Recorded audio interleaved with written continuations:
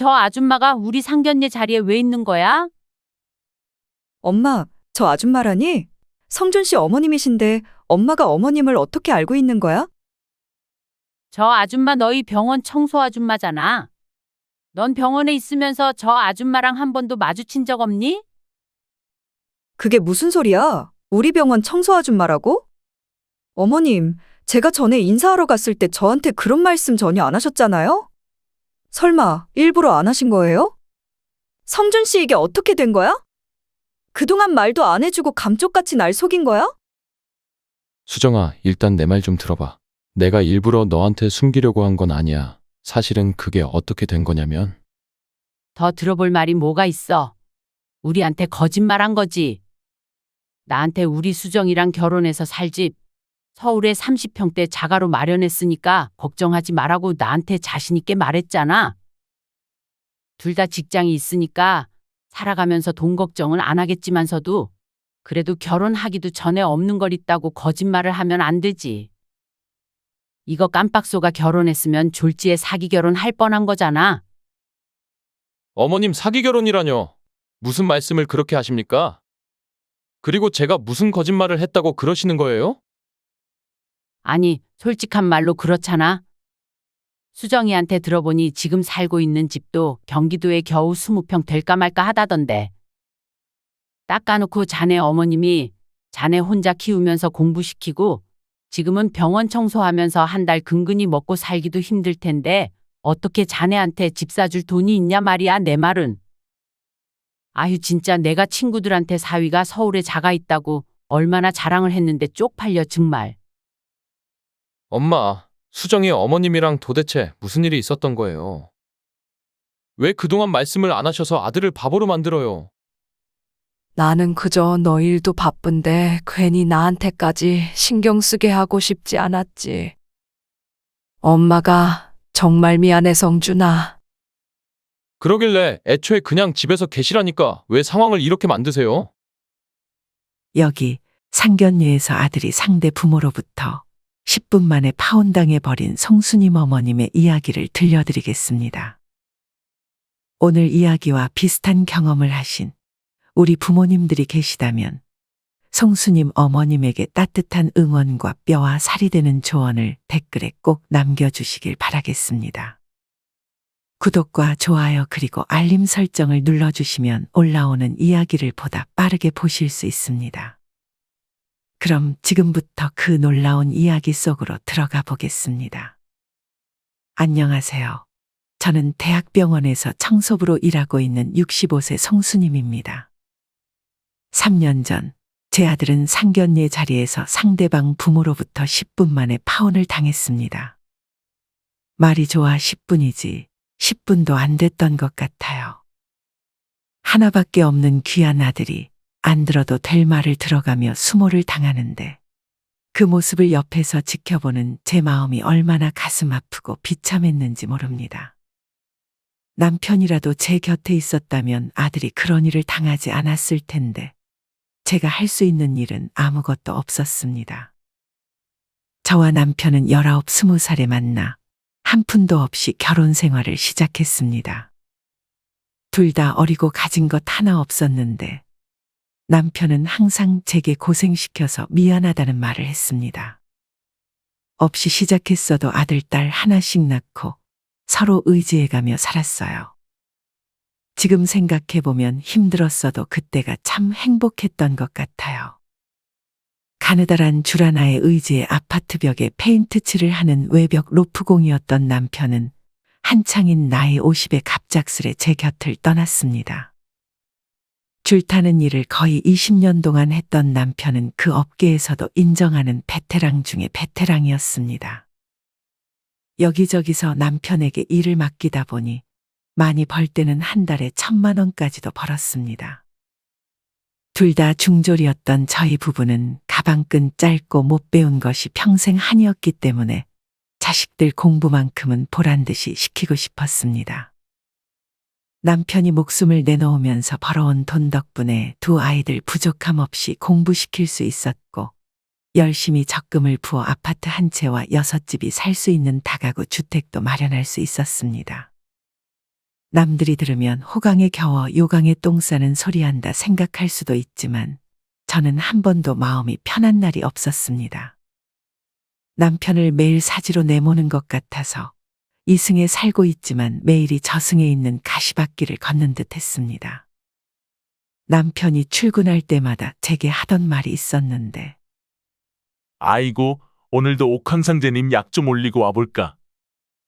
걱정하는 저를 안심시킨답시고 남편이 장난삼아 하는 말이었지만 저는 기겁을 하며 농담으로라도 제발 그런 말 좀 하지 말라고 화를 냈습니다.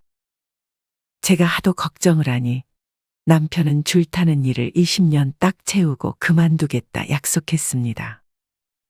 하지만 정말로 옥황상제님이 노하시기라도 하셨는지 하늘도 무심하게 20년 되기 단 며칠을 남겨두고 남편은 제 곁을 떠나고 말았습니다.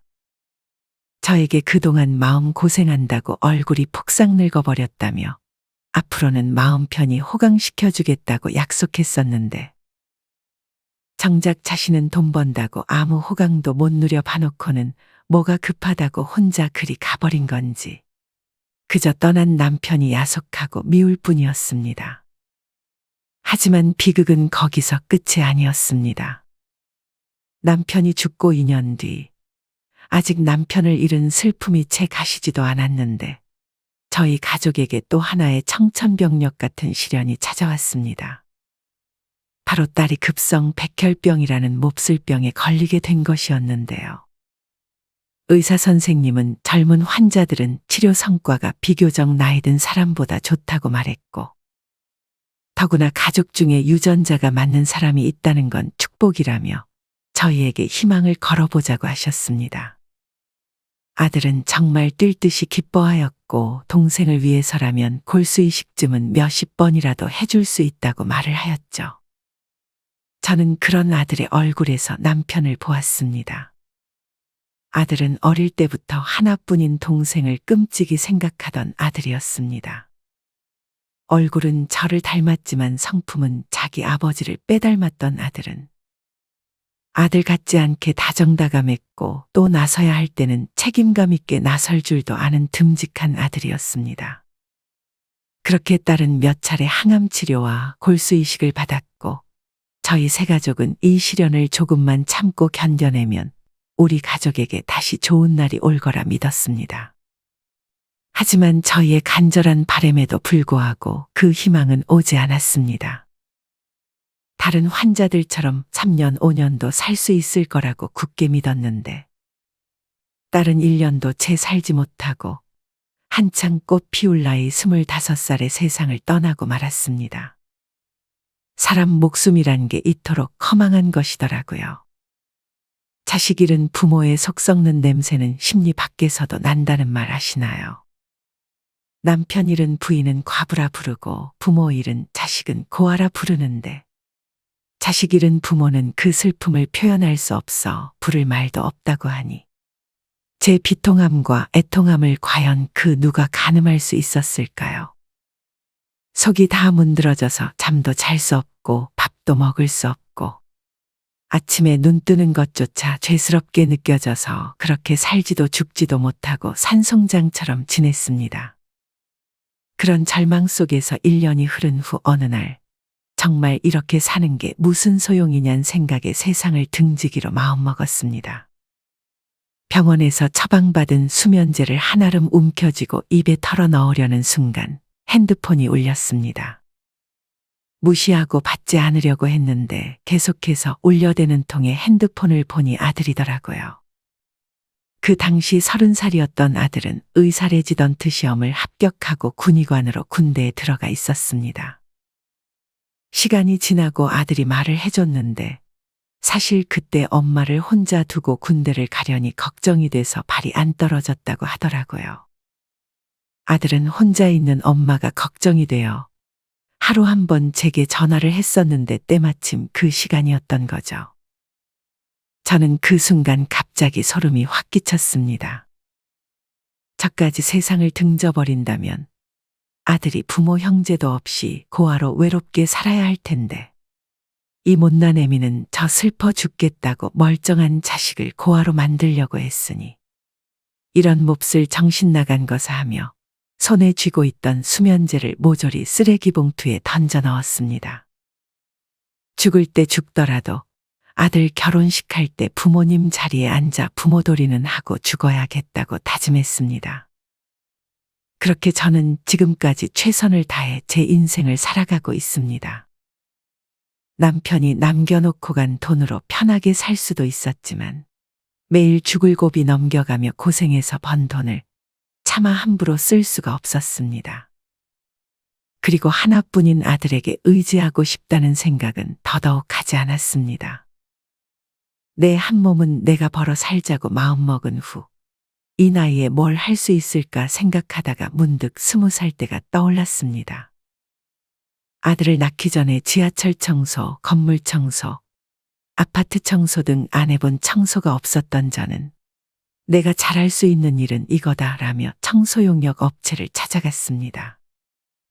그런데 여기서 살짝 문제가 생겼습니다. 병원 청소를 전문으로 하는 용역회사였는데 제가 청소일 경험이 있다고 하니까 아들이 일하는 대학병원으로 배정을 해주는 거예요. 다른 데는 없냐고 물어봤지만 당장에는 그 대학병원밖에 없다고 해서 어쩔 수 없이 다니게 되었습니다. 저는 아들에게 병원에서 일하게 되었다고 말했고 그리고 병원에서 마주치더라도 서로 모른 척 하자고 했어요. 아들이 안 그래도 된다고 저를 끈질기게 설득했지만 저도 만만치 않았습니다. 아들이 저 때문에 곤란해질 수도 있다는 생각에 엄마가 편하게 일하고 싶어서 그러는 거니까 그냥 모른 척 해달라고 아들에게 둘러댔습니다. 그러자 아들도 포기하고 제 뜻에 따르기로 했죠. 병원에서 일을 하면서 저희 딸처럼 백혈병으로 고생하는 어린아이들을 많이 봤습니다. 아들이 일찍 결혼했으면 그만한 손주가 있었을 거예요. 그 끔찍한 병과 맞서 싸우는 아이들을 볼 때마다 얼마나 안 되었던지 제 딸이 생각나 화장실에서 눈물을 훔치던 날도 많았습니다. 그래서 청소일로 번 돈과 딸이 남기고 간 암진단금을 더해 어려운 가정에 있는 백혈병 아이들에게 써달라며 병원에 기부를 하였습니다. 그 후로도 지금까지 매년 조금씩 병원에 기부를 하였고 아들도 제 기부 활동에 찬성을 하였습니다. 그렇게 이제 좀 안정된 삶을 살아가나 싶었습니다. 하지만 그 사람이 제 앞에 나타나면서부터 제 평화로운 삶은 깨지기 시작했습니다. 대학병원에서 좋은 분들도 정말 많이 만났지만 청소부라고 함부로 대하고 무시하는 사람들도 정말 많이 만났습니다. 하지만 그 중에서 유독 저를 지속적으로 괴롭히는 환자 한 명이 있었습니다. 처음 그 사람과 만났던 날이 아직도 잊혀지지가 않네요. 어느 날 저는 척추를 다쳐서 장기 입원 중인 제 또래의 여자 환자가 있는 1인실을 청소하게 되었습니다. 아침 회진 시간 전에 청소를 하러 갔는데 병실이 아주 난리더라고요. 코로나가 터지기 전이어서 병실 출입이 자유롭던 때였어요. 단체로 누가 왔다 가기라도 했는지 탁자 위며 병실 바닥이며 음료수병에 과자 봉지, 쓰레기통에는 과일 껍질이 한가득이었습니다. 처음엔 조금 당황스러웠지만 허리 때문에 거동이 불편하니 치우는 게 힘들어 병실이 어지러울 수 있겠다며 그 사람을 이해했습니다. 청소할 것이 많아 청소 시간이 꽤나 지체되었고 결국 의사 선생님이 회진 올 때까지 끝내지 못했습니다. 아니 아줌마, 왜 이렇게 한참 걸려요? 어떻게 허리 다친 나보다 더 굼뜰 수가 있어? 빨리빨리 치우고 나가줘야 나도 쉬지. 아, 그리고 다 하면 침대 시트도 좀 갈아줘요. 환자분, 죄송하지만 침대 시트는 보호자분이 갈아주셔야 해요. 혹시 보호자분이 지금 안 계시면 제가 대신 간호사한테 갈아줄 수 있는지 물어봐 드릴까요? 뭐라고요? 아니 기가 막혀서 아줌마 나 1인실 쓰는 환자인 거 보면 몰라요? 무슨 병원이 환자 대우가 있다위야? 아줌마 여기 병원 직원 아니에요? 환자가 시키면 내 하고 시키는 대로 할 것이지 무슨 말이 이렇게 많아? 듣고 있는데 이게 그 말로만 듣던 갑질이구나 했습니다. 실제로 당해보니 정말 어처구니가 없더라고요. 뭐 이런 무례하고 몰상식한 여자가 다 있나 했지만 상황이 시끄러워지는 게 싫어서 그냥 알겠다 하고 침대 시트를 갈아주었습니다. 아, 그리고 아줌마, 그 냉장고에 유통기한 조금 지난 빵이랑 두유가 몇 개 있는데 계속 냉장고에 넣어놨던 거라 괜찮거든. 그거 가져가서 청소 아줌마들이랑 나눠 먹어요. 사양하지 말고. 이거 아무 데서나 안 파는 거라 아줌마가 살면서 한 번도 못 먹어봤을걸? 아흥, 아줌마 내 덕에 이런 것도 먹어보고 진짜 좋겠다. 그리고 청소 일하는데 이렇게 간식값이라도 아껴야지, 안 그래요? 그 여자는 제게 반말을 해가며 엄청난 호의를 베푼다는 듯이 웃으며 말을 했는데 정말 기도 안 차더라고요. 그 후로도 그 환자는 저를 아랫사람처럼 대했고 분풀이 대상이라도 되는 양 저를 볼 때마다 꼬투리를 잡고 스트레스를 풀기 바빴습니다. 더군다나 돈이 많아서 그런지 퇴원도 안 하고 재입원을 반복하며 계속 지내더라고요. 처음 한두 번은 그러려니 하며 넘어갔지만 무시하고 모욕하는 소리를 계속해서 듣다 보니 저도 점점 스트레스를 받게 됐고 즐겁게 하던 청소일도 더 이상 즐겁지 않게 되었습니다. 그리고 나중에는 그 환자만 떠올려도 출근하기가 고통스러워지면서 일을 그만두고 싶다는 생각까지 하게 되었습니다. 몇 번의 고비가 있었지만 그럴 때마다 아들을 생각하며 조금 더 버텨보자고 스스로를 다독이며 마음을 다잡았습니다. 제가 그 고비를 버틸 수 있었던 이유 중에 또 하나는 간호사들과 사이가 좋아서였기 때문입니다. 고생하는 간호사들을 볼 때면 간호대를 다녔던 딸이 생각나 종종 간식을 사다 주곤 했어요. 간호사들도 그런 제가 부담스럽지 않았는지 저를 이모라 부르며 살갑게 지냈습니다. 그래서 그날도 잠깐 쉬는 시간에 간식을 전해주고 간호사들과 이야기를 하고 있었습니다. 이모, 볼 때마다 느끼는 건데 저희 차성준 선생님이랑 진짜 많이 닮으신 것 같아요. 혹시 진짜로 차성준 선생님 어머님 아니세요? 어머, 수 선생님도 그렇게 생각하셨어요? 그쵸, 저만 그렇게 생각한 게 아니라니까요. 차 선생님이랑 눈코입이 진짜 똑같아요. 아휴, 그런 훌륭하고 멋진 선생님이 제 아들이라뇨? 말만 들어도 기분이 좋네요. 어머, 이게 무슨 소리래? 간호사들 눈이 단체로 삔 거야? 그 소리에 놀라 뒤돌아보니 저를 못 잡아먹어서 안달인 그 환자가 폴대를 밀면서 제 쪽으로 오는 거 아니겠어요. 도대체 우리 차 선생이랑 이 청소 아줌마랑 어디가 닮았다는 거야? 우리 차 선생이 얼마나 귀티가 잘잘 흐르는데. 나랑 닮았다고 하면 모를까? 이 아줌마가 가당키나 해? 그리고 다들 알려나 모르겠는데 차 선생, 내 예비 사위야. 그렇담 무슨 말이겠어? 내가 장모 될 사람이란 말이야. 그러니 간호사들, 앞으로 나랑 자주 볼 거니까 내 얼굴 잘 기억해 두라고. 알겠어요? 아들이 여자친구가 있다는 건 알고 있었지만 세상이 아무리 좁아도 그렇지 이 못돼 먹은 여자가 아들 여자친구 엄마라니. 저 들으라는 듯 큰 소리로 간호사들한테 자기가 장모 될 사람이니 어쩌니 하며 자랑을 하는데 그 잘난 차 선생 내 아들이다 라고 말하고 싶어 속에서 천불이나 미치겠더라고요. 저는 당장이라도 아들한테 전화해 여자친구랑 그만 만나라고 하고 싶었습니다. 콩 심은데 콩 난다고 이런 못된 인성을 가진 부모라면 자식은 안 봐도 뻔할 테니까요. 하지만 다행히도 아들의 여자친구는 자기 엄마와 다르게 심성이 정말 바르고 고운 아가씨였습니다. 아들의 여자친구도 아들과 같은 병원 의사였지만 병원 일이 바빠서 그동안 한 번도 만나보진 못했고 통화는 몇 번 했었습니다. 어떤 아가씨인가 궁금해서 아들에게 이름이라도 물어볼까 싶었지만 찾아가 아는 체 하면 부담스러워할까 싶어 물어보지도 않았습니다. 어머님 그동안 잘 지내셨어요? 제가 일이 너무 바빠서 한번 찾아뵌다는 게 찾아뵙지도 못하고 정말 죄송해요. 조만간 꼭 인사드리러 갈 테니까 그때 맛있는 거 사주세요. 사근사근한 목소리로 얼마나 싹싹하고 다정하게 구는지 참한 아가씨란 걸 알 수 있겠더라고요. 비록 장모 될 사람은 막대 먹었지만 며느리 될 아가씨는 인성이 바른 것 같아 마음이 놓였습니다. 그리고 아들이 결혼하고 나면 그 여자랑 제가 만날 일도 거의 없을 테고 무엇보다 자식들 둘이서 행복하게 잘 살면 그거로 충분하기에 아무 문제 없을 거라 생각했습니다.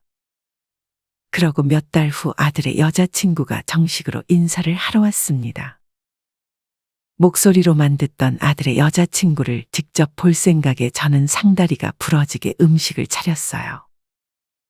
아들이 여자친구가 전복장을 좋아한다고 알려줘서 전복도 제일 실하고 좋은 거로 사다가 전복장도 만들었습니다.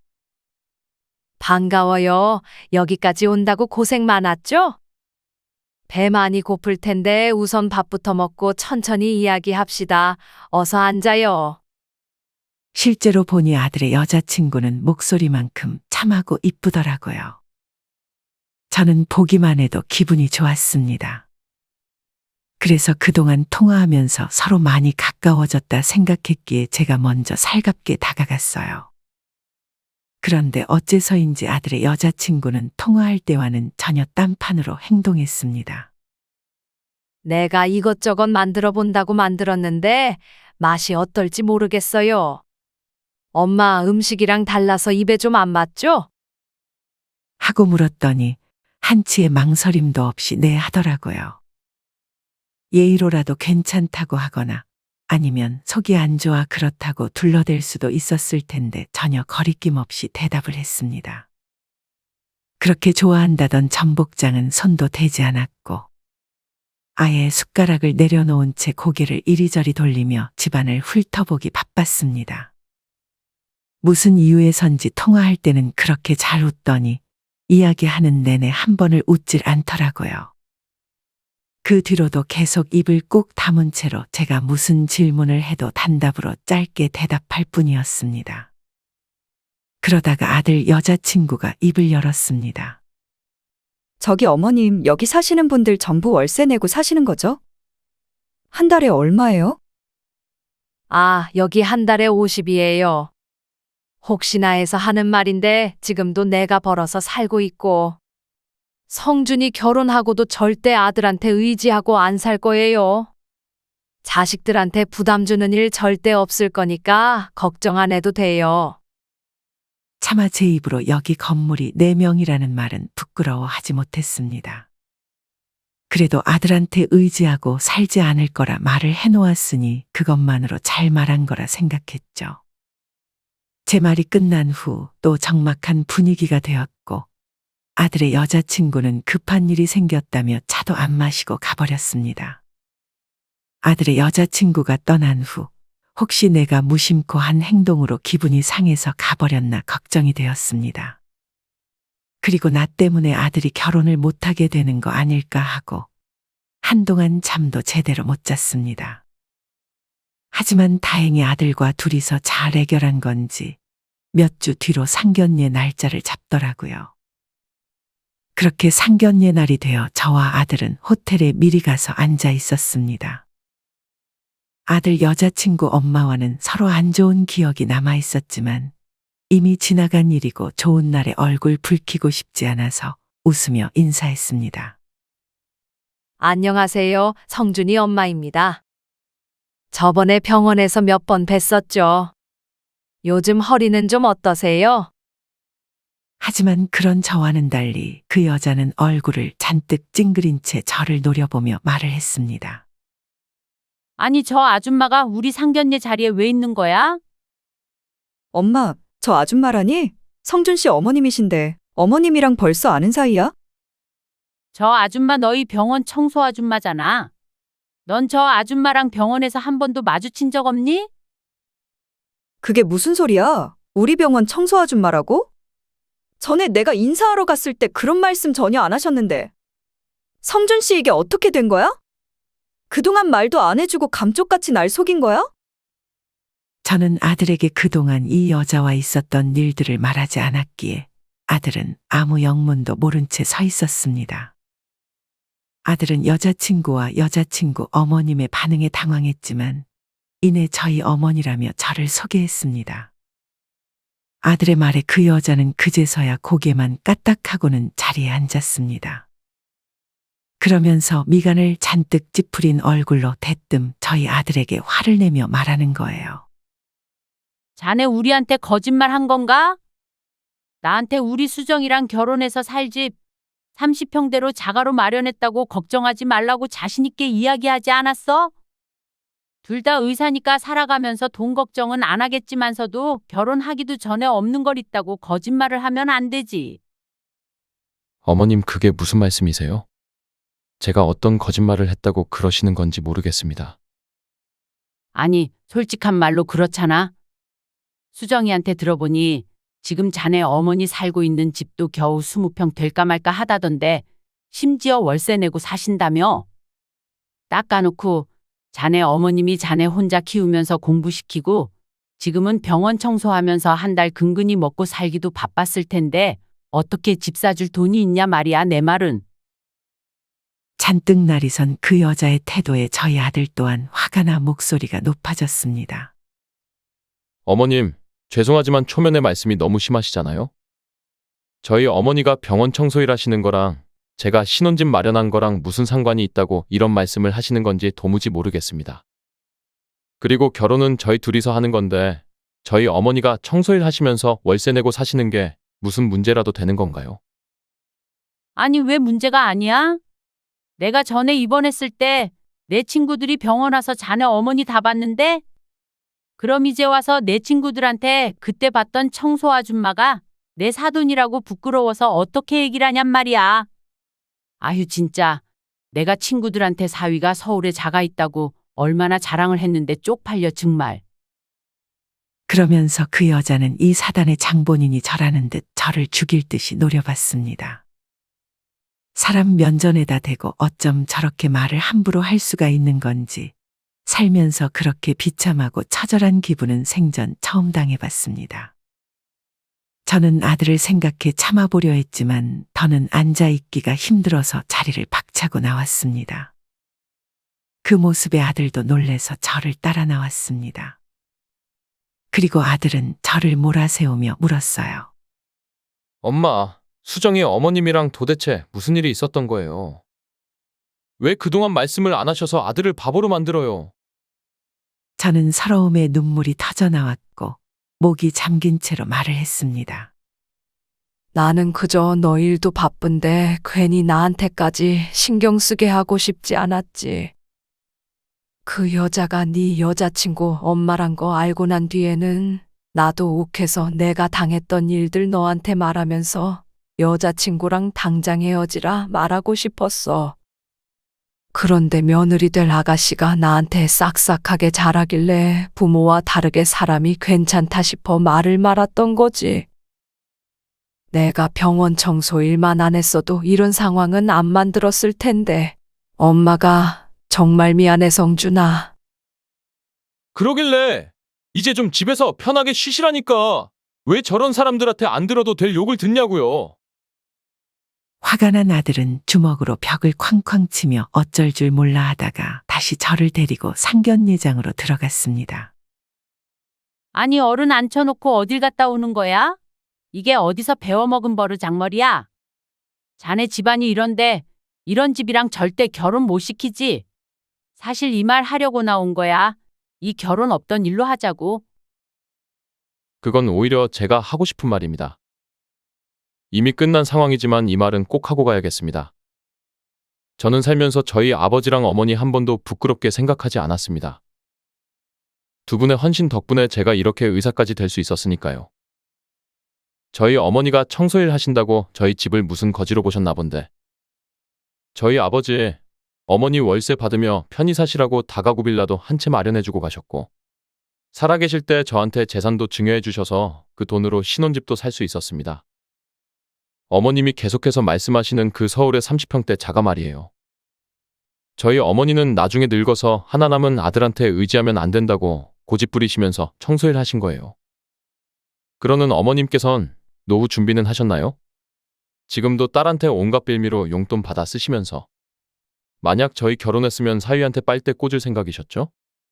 청소일 하시면서 그 돈으로 기부까지 하신 분한테 저희 어머님이 어떻게 살아오셨는지도 모르면서 병원 청소부라고 사람 겉만 보고 조선시대 노비 부리듯 대하신 거잖아요. 제 말이 틀렸나요? 수정이 너도 똑같아. 전화할 때는 그렇게 살갑게 대하더니 우리 집에 인사 와서는 말 한마디도 안 했던 이유가 어머니 사는 집이 작아서 그랬던 거구나. 나한테 줄 재산이 없으실 줄 알고? 그럼 상견례를 하지 말았어야지. 도대체 뭘 기대하고 이 자리에 나온 거야? 아들의 여자친구는 그제서야 다급하게 변명 같은 말들을 늘어놓았습니다. 성준 씨, 그게 아니라 그때는 내가 컨디션이 안 좋아서 그랬던 거야. 그런 거 아니에요, 어머님. 정말이에요. 그날 저 때문에 기분 나쁘셨다면 지금 사과드릴게요. 제 행동 용서해 주세요. 어머님도 아시잖아요. 통화할 때 저랑 대화도 잘 통했었고 제가 얼마나 살갑게 대해드렸는지. 앞으로는 제가 잘할 거고 오늘 같은 일도 없을 거니까 제발 용서해 주세요.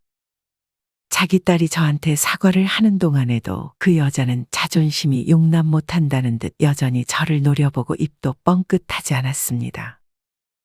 아마도 제 아들이 부모도 저버리고 자기 딸을 선택할 거라 생각해서 굽히고 들어올 줄 알았던 모양이에요.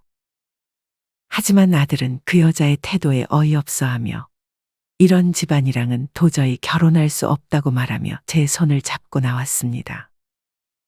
아들의 여자친구는 사색이 되어 아들에게 뛰어가 팔을 붙잡았지만 아들은 매몰차게 뿌리쳤습니다. 집으로 가는 차 안에서 아들이 제게 말했습니다. 엄마가 나 구해준 거예요. 그런 사람들인 줄도 모르고 결혼했으면 어쩔 뻔했어요. 아마 평생 호구 잡혀 살거나 아니면 얼마 못 가 이혼남 됐을 텐데. 어휴, 상상도 하기 싫다. 오늘 더러운 꼴 봤지만 이렇게 결혼하기 전에 알게 돼서 얼마나 다행이에요. 고마워요, 엄마. 세상이 이렇게 착한 아들이 어디 있을까요?